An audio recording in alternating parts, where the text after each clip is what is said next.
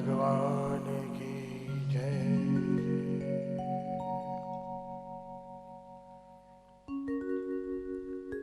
प्राकृत धर्मानाश्रय मप्राकृत निखिल धर्म रूपमिति निगम प्रतिपाद्यम यद्यच्छोद्धम स कृतस्तौ।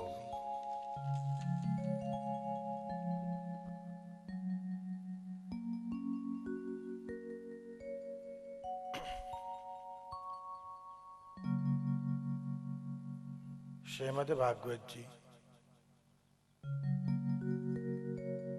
ભગવાનના દ્વાદશ અંગ સમાન। દ્વિતીય દિવસ મંગલ ઉપસ્થિતિ પરમ આદરણીય શ્રદ્ધેય વિભૂષિત વિશ્વાંભરમ મંત શ્રી મહામંડલેશ્વર શ્રી ભારતી બાપુ, જેમના દિવ્ય મંગલ સ્થાનમાં આપણે સર્વે શ્રી ભાગવત દિવ્ય ગુણાનુવાદ કરી રહ્યા છીએ। ઉપસ્થિત ચિરાયુષ્માન વલ્લભ કુલ વંશજ लालन श्री सानिध्य कुमार जी, गुणगान प्रिय सर्वे कलाकार वृंद, श्री माधवी बहन, अरे श्री निराली बहन सोनी एवं श्री सर्वे सह कलाकार वृंद, श्रीमद् भागवत नु सुंदर पारायण करनार अमरा श्री बुदेव श्री योगेश भाई, સર્વે જેમણે ભગવાને પોતાના લીલાના અનુગ્રહથી સ્વકીય સિદ્ધ કર્યા છે, જેમણે સૌભાગ્યની પ્રાપ્તિ કરાવી છે, એવા મનનોથી પરિવાર જીતુભાઈ જાદવજીભાઈ જાદવાણી, ભગવાન કેવી કૃપા કરે છે કે જેને પોતાના માનવાના હોય ને એની ઉપર અનુગ્રહ કરે છે। પોતાની સત્તાનો વિનિયોગ કરાવો એ ભગવાનની કૃપા છે, તથા મનોથી પરિવારની સાથે એમના નિમંત્રિત આમંત્રિત સ્નેહી સગા વાલા સર્વે પ્રિય બંધુઓ, મંગલ અવસર જેને આપણે વધાવી લેવાનું છે। ગઈકાલના દિવસે શ્રીમદ ભાગવતજીના કેટલાય મહત્વના દર્શન કર્યા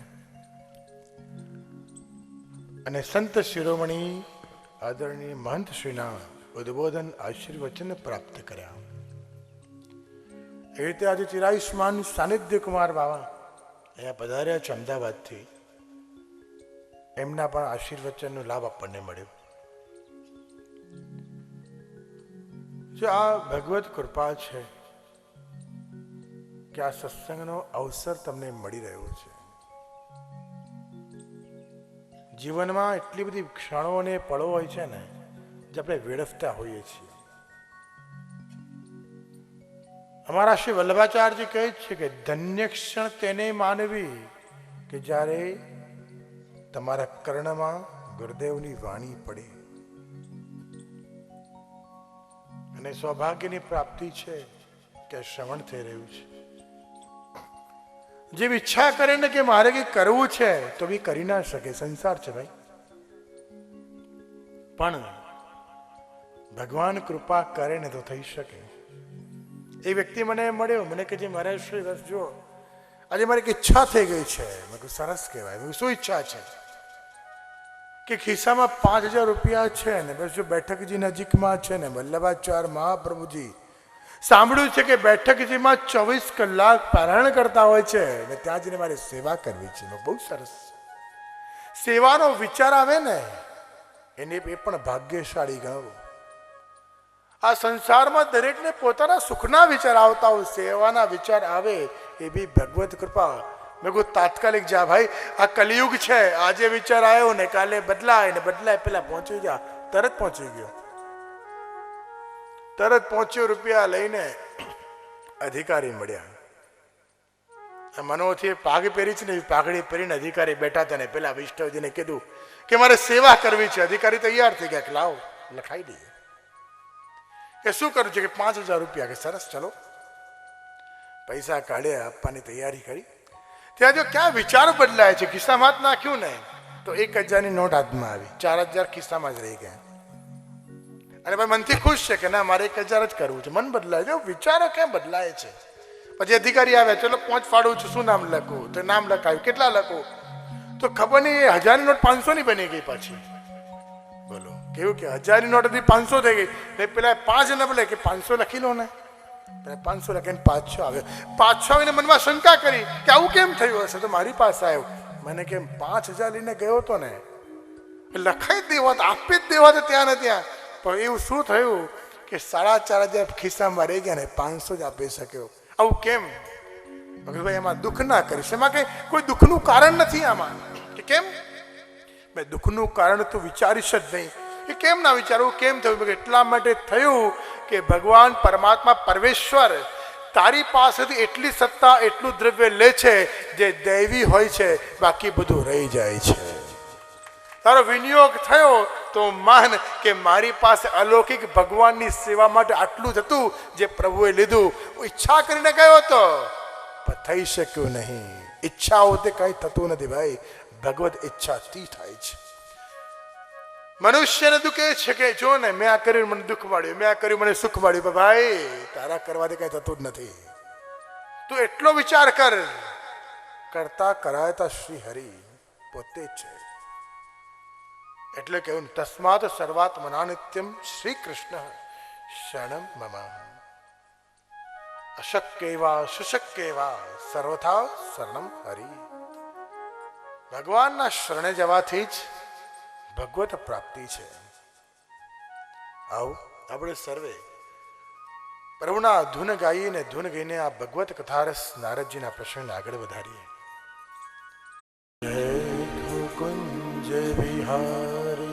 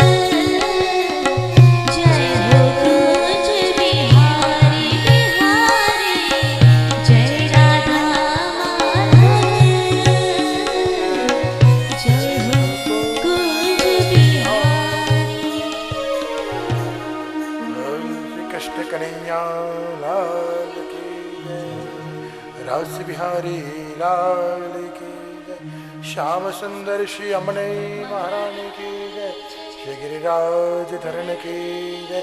बोल श्री राधे श्याम, श्री राधे श्याम, श्री राधे श्याम। राधे राधे राधे राधे राधे राधे राधे राधे। बोल श्री राधे श्याम।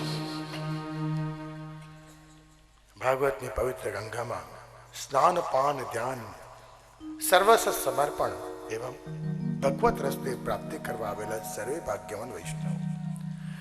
દ્વિતીય દિવસ મંગલ દિવસ શ્રીમદ ભાગવત જ્ઞાન ગંગા યજ્ઞ, આધ્યાત્મિક યજ્ઞ એટલે શ્રીમદ ભાગવતજીનું પારાયણ. જો ભગવત યજ્ઞ અને એ યજ્ઞમાં બેસવું, એના સંકલ્પ શું છે?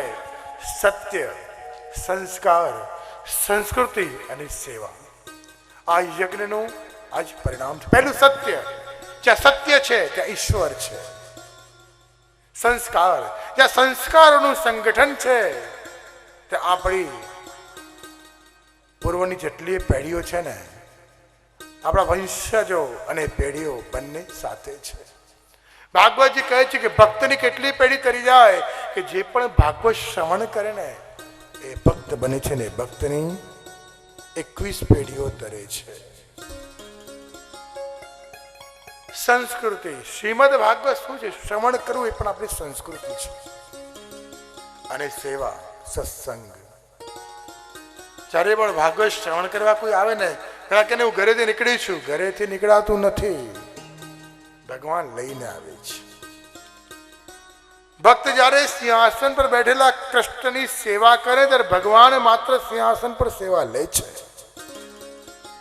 સેવાનું ફળ શું? તો ભગવાન કહે કે જ્યારે સેવા પરિપૂર્ણ થાય અને તું મારા ગુણગાન શ્રવણ કરવા જાય ત્યારે અગર તું મારી પર દ્રષ્ટિ કરે ને તો એ ભગવત કથાનું સ્થાન એ મારા નૃત્ય અને આનંદનું સ્થાન છે.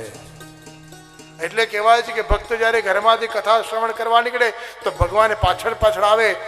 કેમ કે મારો ભક્ત મારા ગુણગાન શ્રવણ કરવા જાય છે ને ત્યારે એની પાછળ પાછળ જઈશ. પણ જ્યારે ગુણગાન શ્રવણ કરીને પાછે ઘરે જાય ને તો ભગવાન શું કે ખબર છે? ભગવાન કે જેને મારા રસની, મારા ગુણગાનની, મારા ભક્તોના જીવન ચરિત્રની પ્રાપ્તિ થઈ છે એનું મન તો ભગવાનમાં લાગી ગયું, મારામાં લય થઈ ગયું. એ ઘરે પહોંચે કેવી રીતે? લાવ, એ ચાલીને આગળ જાય એ પહેલા હું ચાલતો ચાલતો જઉં અને એના ઘરે હું બિરાજું છું. હું જે ઘરે રહું છું ને એ ઘરનો રસ્તો એને બતાવી દઉં. ભગવાન ભક્તની આગળ જાય છે. એ જ તો સત્સંગ છે. ભક્તિની વાતો ઘણી કરવાની છે ને, ભક્તના ચરિત્ર જોવાના છે. નારદજી ફરતા ફરતા ફરતા ફરતા પૃથ્વીલોક ઉપર આવ્યા અને પૃથ્વીલોકમાં જોયું તો શું દેખાય છે? વૃંદાવનથી આગળ નીકળીને ભક્તિ માતાના દર્શન કરીને ભક્તિની સાથે જ્ઞાન ને વૈરાગ્ય દેખાયા. ભક્તિ માતા ચિંતામાં છે. નારદજી આવે, પ્રણામ પ્રણામ પ્રણામ, તમારો પરિચય આપો. ભક્તિ માતા કહે, નારદજી તમને શું પરિચય આપો? હું ભક્તિ છું. નારદજીએ પ્રણામ કર્યા. કીધું કે વૃદ્ધ બે ભાઈઓ કોણ છે જે નદીના કાંઠે સૂઈ ગયા છે? તમે યુવાન છો ને આ વૃદ્ધ છે, આ કોણ છે? ભક્તિ માતા કહે, આ જ્ઞાન અને વૈરાગ્ય છે કે જે વૃદ્ધ થઈ ગયા છે.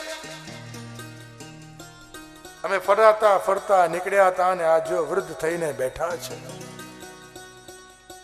નારાજી બોલે, કેમ વૃદ્ધ થઈ ગયા છે? તો કહ્યું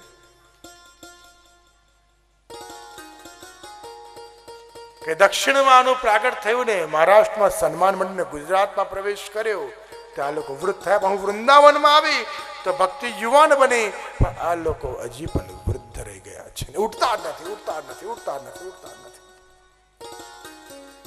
નારદજી કઈ કરે? ભક્તિ દેવી ભક્તિના પુત્ર થઈને એ લોકો વૃદ્ધ થઈ જાય એવું કેમ બને? ત્યારે ભક્તિ માતા કહે કે જેનામાં અતિશય જ્ઞાન આવ્યું ને ત્યારે જ્ઞાન સાથે એક મદ, એક અભિમાન જાગ્યું કે હવે મને ક્યાં જરૂર છે. ને જ્યાં અભિમાન આવ્યું, જે નવું જાણવા તૈયાર નથી હંમેશા તેને વૃદ્ધ માનવા. જે નવું જાણવા તૈયાર હોય, જેને જ્ઞાન મેળવવાની, જ્ઞાન પ્રાપ્ત કરવાની ઈચ્છા જાગે એ કોઈ પણ ઉંમરે વૃદ્ધ નથી, યુવાન છે કે જેને પ્રાપ્ત કરવું છે. વૃદ્ધ કોણ છે? એ યુવાન પણ વૃદ્ધ છે જે કહે છે કે મારે કંઈ જાણવું જ નથી, મારે કોઈને મળવું નથી, મારે નવા મિત્ર બનાવવા નથી, મારે કઈ નૂતનતા પ્રાપ્ત નથી કરવી. એ 16 વર્ષનો દીકરો પણ વૃદ્ધ જાણવો. અને જે વૃદ્ધ કહે કે મારે આજે કથામાં બેસીને કંઈક નવું જાણવું છે, કે પ્રાપ્ત કરવું છે, કંઈ શીખવું છે, અરે ભગવાન અને ભક્તોને રીઝાવવાના એવા મંત્રો મારે જાણવા છે કે ભગવાન મને પ્રેમ કરતા થઈ જાય તો એને માનો યુવાન છે. અમારા પુષ્ટિ માર્ગનો ઇતિહાસ કહે છે, શેર પુરુષોત્તમદાસના દીકરાને થયું કે મારા પિતા વૃદ્ધ થઈ ગયા, બીજા સેવામાં ગયો કે લાવ ને પિતાજી ઉંમરલાયક થઈ ગયા ને હું સેવા કરી લઉં. તો સવારે 6 વાગે ઉઠ્યો ને સ્નાન કરીને સેવામાં જાય એ પહેલા સેવામાં પિતાજી દેખાયા. કીધું પિતાજી તમે? કે હા. કે તને શંકા હતી ને કે વૃદ્ધ થઈ ગયો, જોઈ લે. ત્યારે એણે 60 વર્ષના પિતાને 20 વર્ષના જોયા, કારણ કે ભગવાન કૃષ્ણની સેવા કરતા હતા. સેવા કરનાર કરે વૃદ્ધ થઈ જ ના શકે. વૃદ્ધ કોણ થાય? ઘણા કે ને મારા પગ અટકી ગયા, અટકી જ જાય ને. પગ અટકે છે, નિયમ છે કે જ્યાં મન અટક્યું ત્યાં પગ અટક્યા. ને મન ક્યારે અટકે તો કીધું કે અભિમાન, મદ આવ્યો ને. જેના મનમાં મદ, એ મદનો એક સ્વભાવ ક્યાંથી અટકાવવાનું શરૂ કરાય કે સૌથી પહેલા મદ અભિમાન કહેવાય છે કે પગ અટકાવે છે. એટલે મા ચિંતામ કુરુદેવ વર્ષે હર્ષ ચિત્તે સમાવહ.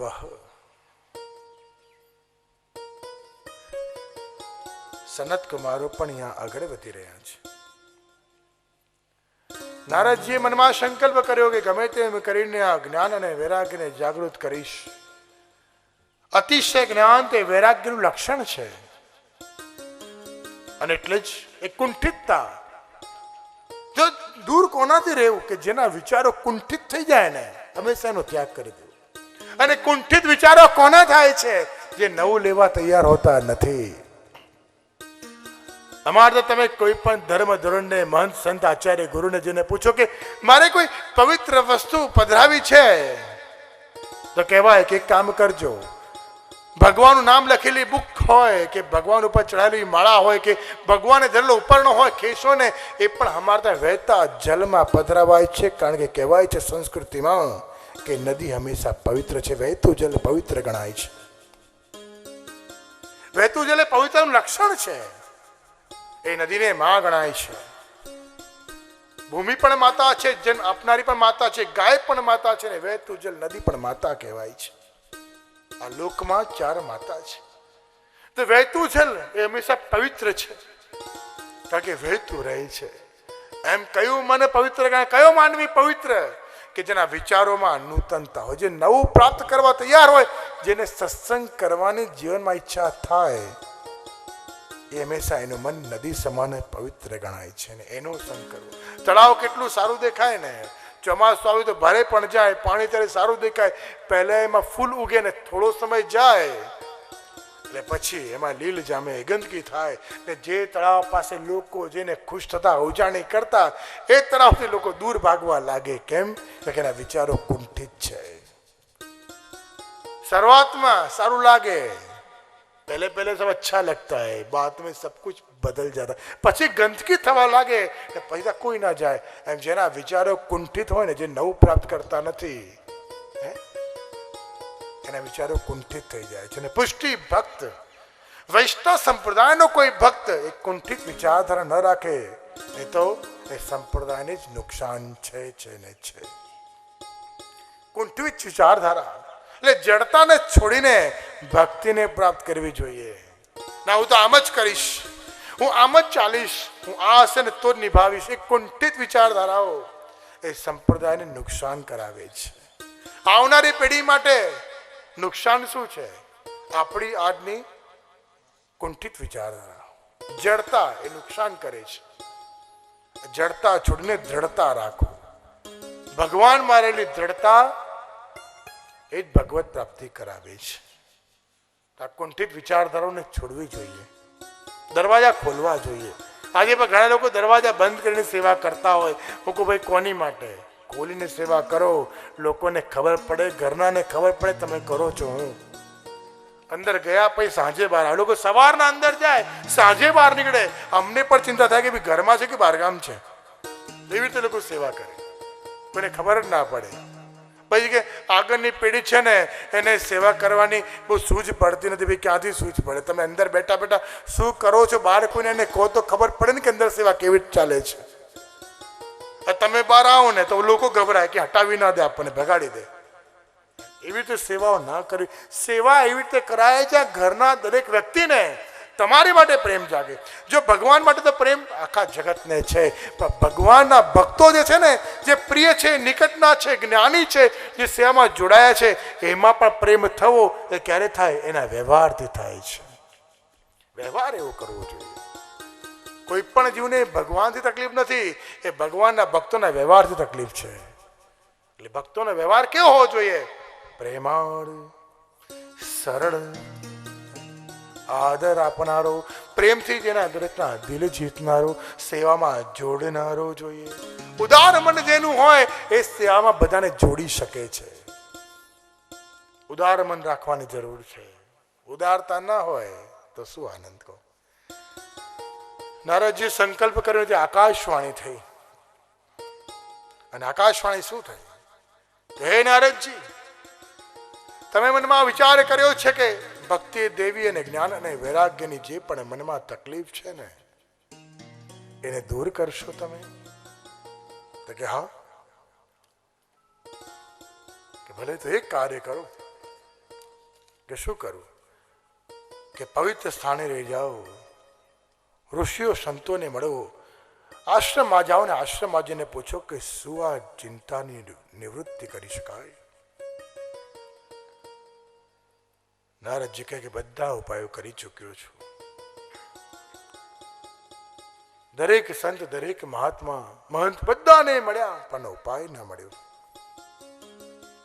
અને કોઈ એમને ઉત્તર આપ્યો કે નારદજી, આનું સમાધાન એક જગ્યા છે કે બદ્રિકાશ્રમ જાઓ તમે, અને બદ્રિકાશ્રમ જઈને તમારે દુઃખની વાત રજૂ કરો. અને બદ્રિકાશ્રમમાં સનત કુમારો બિરાજમાન છે. કહ્યું ને, મા ચિંતામ કુરુ દેવર્ષે હર્ષ ચિંતામ સમાવહ. સનત કુમારોએ કહ્યું કે જ્ઞાન, ભક્તિ અને વૈરાગ્યની ચિંતા દૂર કરવાનું સુલભ છે, સરળ છે, થઈ શકે તેમ છે.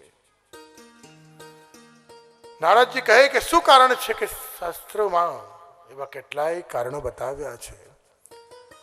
દ્રવ્ય યજ્ઞ, તપો યજ્ઞ, યોગ્ય યજ્ઞ તથા પરે. શાસ્ત્રમાં અનેક યજ્ઞ બતાવ્યા છે. સત્સંગ સ્વાધ્યાય રૂપે યજ્ઞ તમે કરશો ત્યારે તમને તમારા મનનું સમાધાન થશે.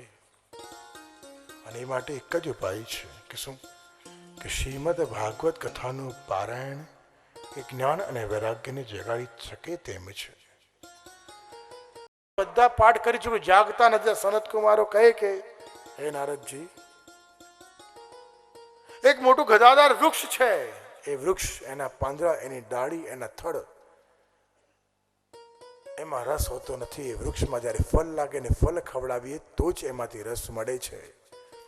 વેદ, ગીતા, શાસ્ત્રો, આ બધાનો જે ફળ છે ને એ શ્રીમદ ભાગવત છે ને. ભાગવત શ્રવણથી જ જ્ઞાન અને વૈરાગ્ય જાગશે. ને ત્યાં જ ભાગવતનું શ્રવણ કરવાનો વિચાર કર્યો. કે ભાગવતજી કોણ છે? તો કહ્યું કે જો નારદજી, તમે ઘરમાં ચા બનાવતા હોય ને, સાકરની જરૂર પડે ને, ઘરમાં સાકર ના હોય ને, મનમાં વિચાર કરો કે ઘરમાં શેરડીનો સાંટો છે ને, શેરડીના સાંટામાંથી ગોળ બને છે ને, ગોળમાંથી સાકર બને છે, તો એ શેરડીને એ દૂધમાં પધરે તો ચામાં કામ ના મીઠી નહીં લાગે? તો મીઠી નહીં લાગે. કારણ કે એ શેરડીના સાંઠાનું ફળ શું છે? કે સાકર. તો સાકર જે કાર્ય કરી શકે તે શેરડીનો સાંઠો કરી શકતી નથી. જ્ઞાન યજ્ઞ કરીષ્યામિ સુત શાસ્ત્ર કઠોબોધન. અને ત્યાં જ ભાગવતજી એ સાકર સમાન છે તે સિદ્ધ થાય છે. તો ભક્તિની ચિંતા દૂર કરવા, જ્ઞાન અને વૈરાગ્યને જગાડવા એ ફલરૂપ શ્રીમદ ભાગવતનું પારણ એ ભક્તિની ચિંતા દૂર કરે છે. જ્ઞાન યજ્ઞ કરીષ્યામિ શુદ્ધ શાસ્ત્ર કઠોપબોધનમ. જ્ઞાન ભક્તિ જ્ઞાનમ સ્થાપનાય પ્રકાશત. જ્ઞાન યજ્ઞ કરીષ્યામિ શુદ્ધ શાસ્ત્ર કઠોપબોધનમ.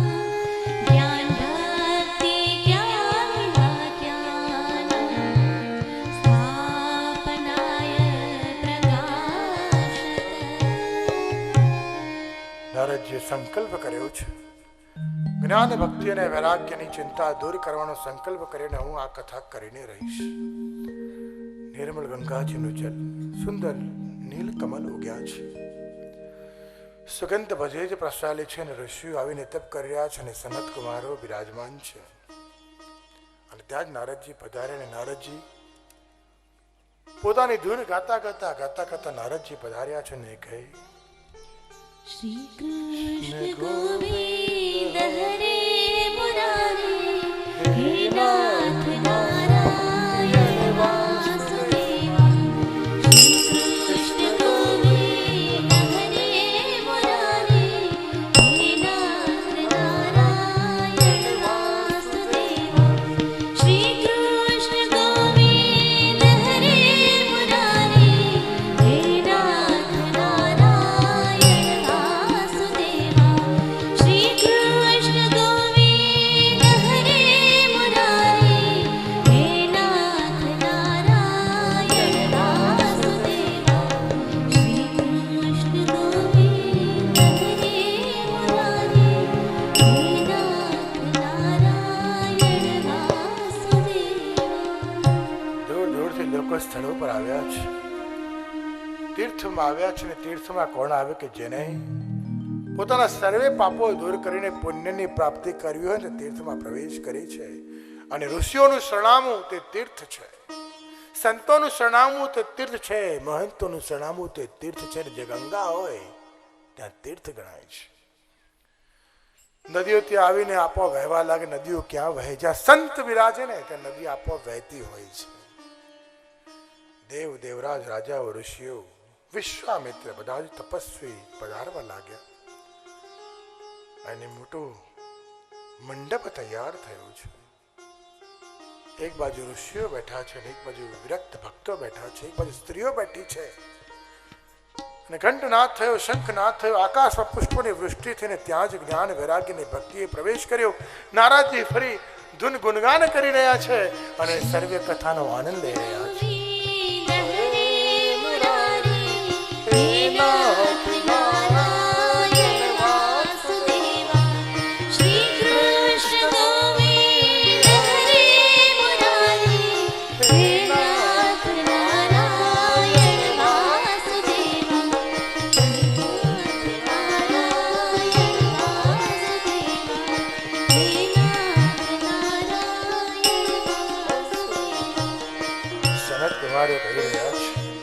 શ્રીમદ ભાગવત શ્રવણ એ સંસાર કાદવમાંથી કાઢનારું છે. આ કથા કોણ શ્રવણ કરી શકે? કે જેને ભગવત રસની પ્રાપ્તિ થાય એ જ કથાનું શ્રવણ કરી શકે છે. અને સાક્ષાત સૂર્યનો ઉદય થયો છે. જે સંસારમાં જેવું ફરતો ફરતો ફરતો આશ્રય છોડીને બેઠો હતો એને આશ્રયની પ્રાપ્તિ થઈ છે. અને કહેવાય છે ને, કથામાં આવીને જે પણ બેસે આ સંસારના વિષ એ બધા જ રસો અમૃત સમાન બની જાય છે. જગત છોડીને જગદીશ વિરાજે ને જગદીશના દિલમાં કોણ રહે? જે કથા શ્રવણ કરીને જાય ને જગદીશના દિલમાં રહે છે, વ્યસની બની જાય. આ સંસારને જગતને વ્યસન છે, પણ કથામાં જે બેસે ને એને જગદીશનું વ્યસન થાય છે. એટલે જ કહ્યું ને, એક વાર એક ક્ષણ માટે પણ ભગવત કથારસ જો પી લઈએ તો મુક્તિ મળે છે. એટલે જ ભગવત કથારસ સામાન્ય નથી, અમૃત છે, અમૃત.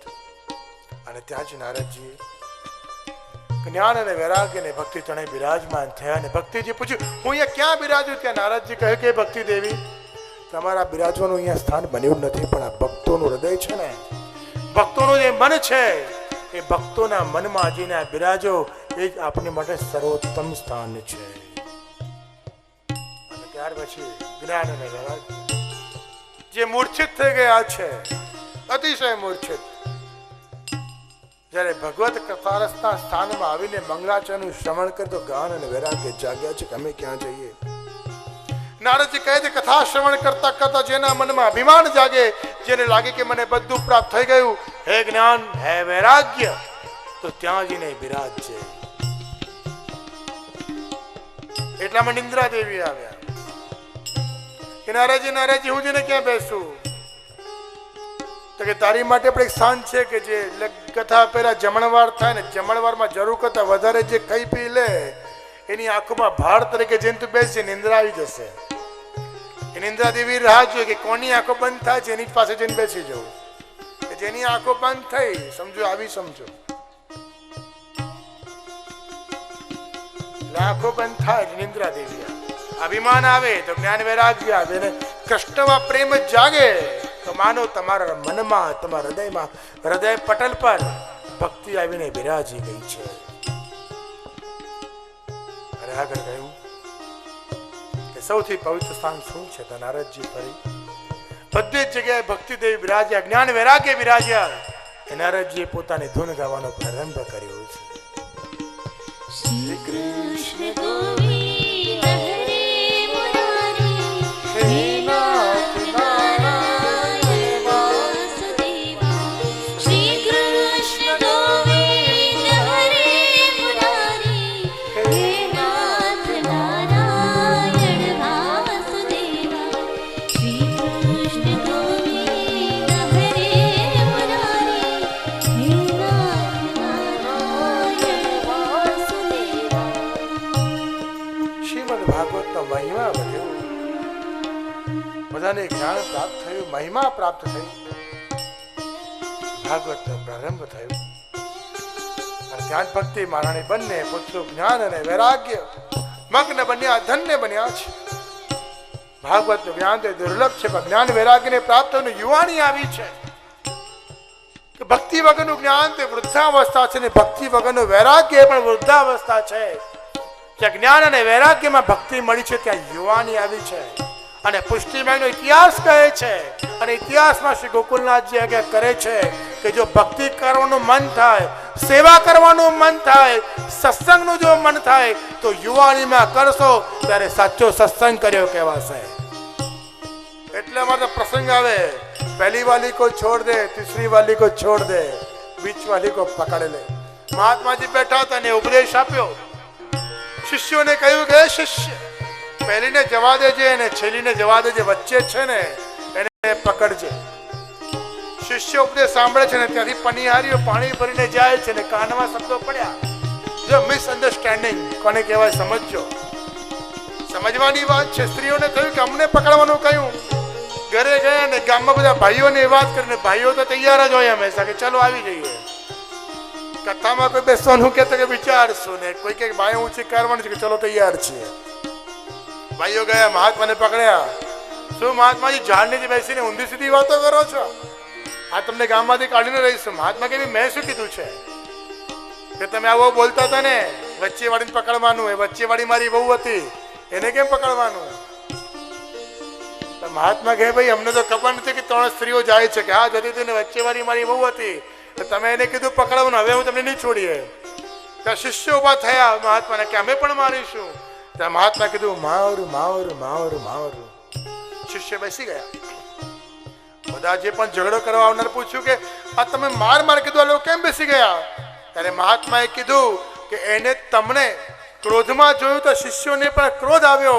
ત્યારે મેં કીધું હે શિષ્ય, ક્રોધને માર, ક્રોધને માર, ક્રોધને માર, મનને શાંત કરી લે. અને મનને શાંત કર્યું છે. તમે વિચાર કર્યો કે આ શાંત કરવાનું કે છે ચોક્કસ મહાત્મા પ્રતાપી છે. હે મહાત્મા તમે કેમ કીધું તું? તો મહાત્મા કહે કે ભાઈ એની પાછળ કારણ હતું. પહેલી વાળી એટલે બાળપણ ખેલવામાં જાય તો એને જવા દો. છેલ્લી વાળી એટલે ઘરમાં બેઠા જાય તો જવા દો. પણ જે વચ્ચે વાળી છે ને યુવાની છે, યુવાનીને વેડફશો નહીં, એને ભગવત ગુણગાનમાં પાડો. યુવાનીમાં થાય તે સાચી ભક્તિ. દરેક ગામના લોકો સમજ્યા કે આ મહાત્મા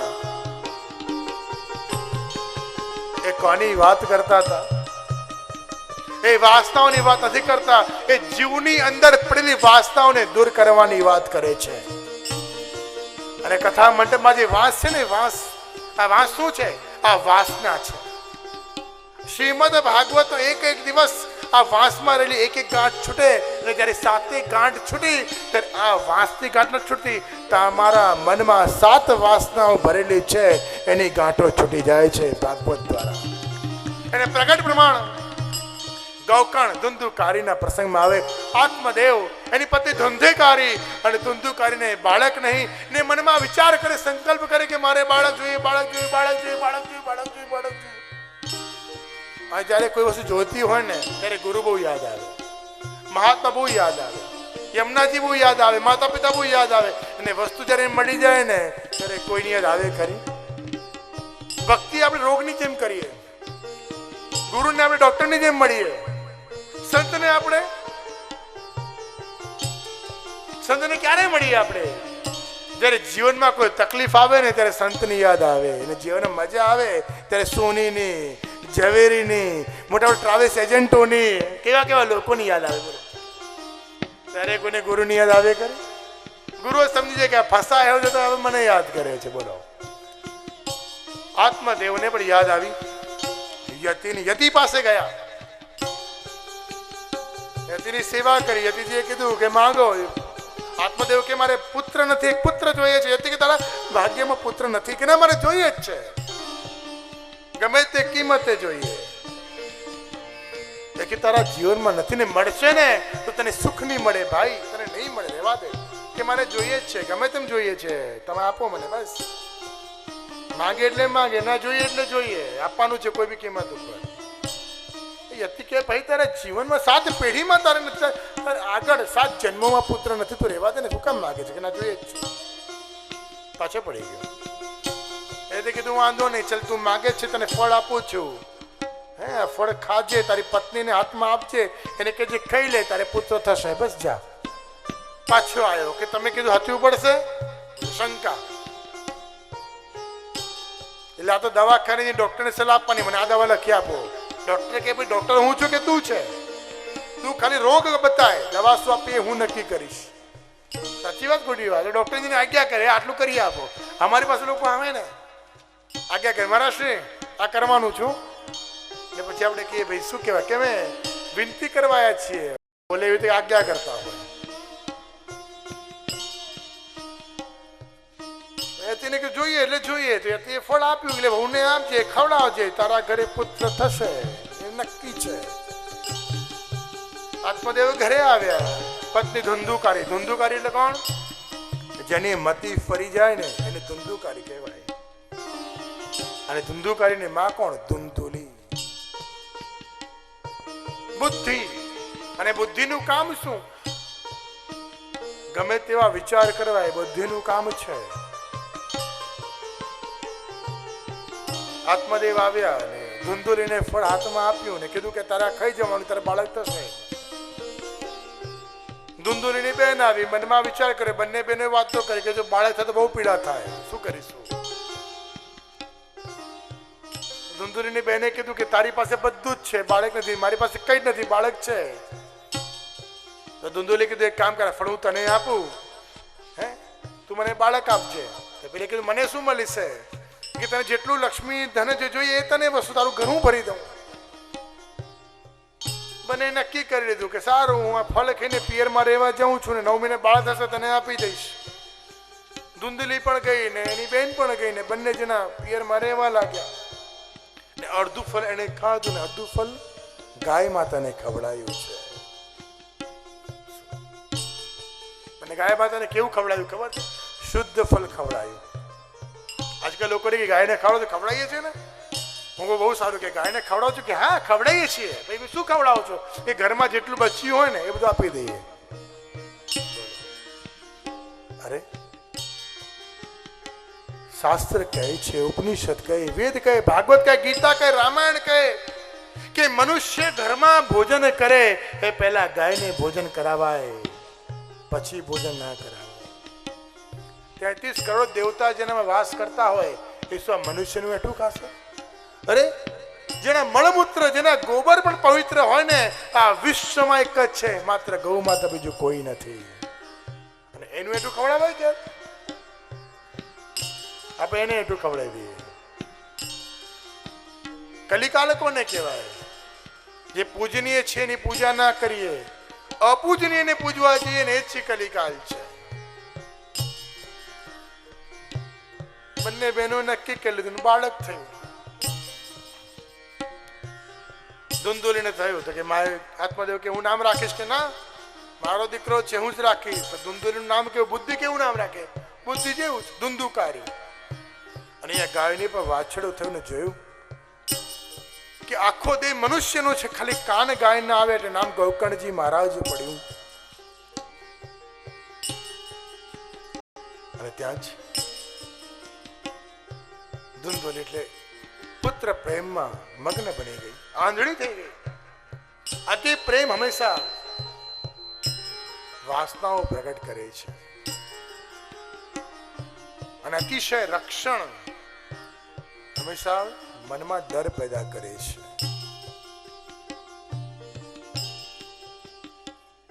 અને અહીંયા કહ્યું ને, ધુંધુલીએ ધુંધુકારીને મોટો કરી રહી છે. ધીરે ધીરે ધીરે ધીરે ધુંધુકારી મોટો થાય ને જગતમાં ન કરવાના કામ કરે.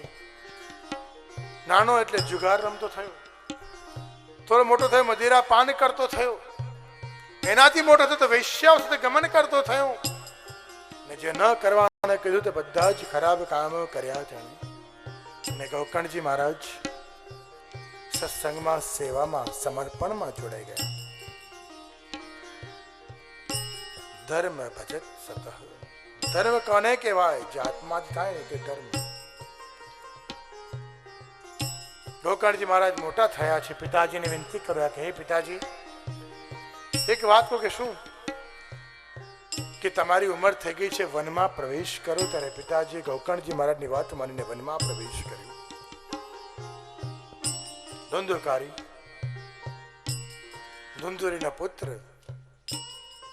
દુસંગ અને વ્યસનમાં પડી ગયું અને પોતાના જીવનને નષ્ટ કરતો થઈ ગયો.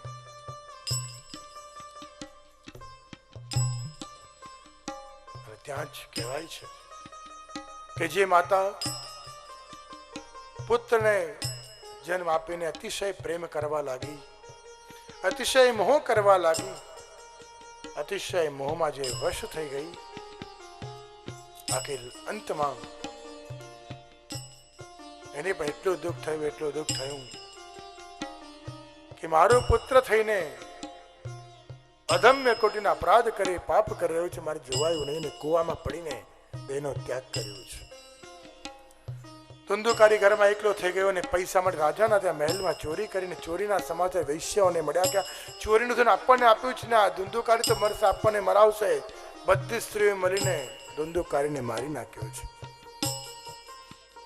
અગ્નિ સંસ્કાર કરવા માટે અડધા તેને દેહનો બાળ્યો છે ને અડધાને દાટ્યો છે. ગોકર્ણજી મહારાજ ગયાજીમાં બિરાજીને અડધી રાત્રિ સપનામાં ધુંધુકારી આવ્યો. અરે મોટા ભાઈ, મને બચાવી લો, મને બચાવી લો. ગોકર્ણજી મહારાજ કહે તું અહીંયા ક્યાંથી? આખી વાર્તા કહી કે આવા મારા ધર્મ ને કર્મ હતા ને મને પાપ મેં પુણ્ય હું કઈ જાણી સમજો નહીં ને આવા કર્મ કર્યા ને આખીર મારી આવી ગતિ થઈ છે. મને મુક્તિ આપો, મને મુક્તિ આપો, મને મુક્તિ આપો, મને મુક્તિ આપો. ગોકર્ણજી મહારાજ ગયાજીમાં શ્રાદ્ધ કરાવ્યું. ધુંધુકારીનું શ્રાદ્ધ કરીને આવ્યા હતા. ધુંધુકારી ફરી સામે આવે કે હો મોટા ભાઈ, એક શ્રાદ્ધથી કઈ નહીં થાય. કેમ કે મેં એટલા મોટા પાપ કર્યા છે ને કે શ્રાદ્ધ મારા કરાવશો ને તો પણ મારી મુક્તિ નથી, મુક્તિ નથી, મુક્તિ નથી, મુક્તિ નથી, મુક્તિ નથી, મુક્તિ નથી. કે તને શું જોઈએ છે? કે મને ભક્તિ જોઈએ છે. અને ગોકર્ણજી મહારાજ તમારી પાસે ભક્તિ છે ને ભક્તિની પરાકાષ્ઠા થઈ છે. મારા પાપો, અધર્મ કર્મો, અધર્મો એ દૂર થાય ને મને મોક્ષની પ્રાપ્તિ થાય. મુક્તિ મળી જશે પણ ભક્તિ મળી બહુ જ કઠિન છે આ જગતમાં. ચૈતન્ય મહાપ્રભુ શ્રી વલ્લભાચાર્યજીને મળીને કહ્યું કે વલ્લભાચાર્યજી મારે તમને મળવા આવું છે. વલ્લભાચાર્યજી કહે ચૈતન્ય મહાપ્રભુજી આપ તો મહાન છો, આપને ભગવાન મળી ગયા, મને મળીને શું કરશો? કે ના, મારે આપને મળવું જ છે. કે કેમ?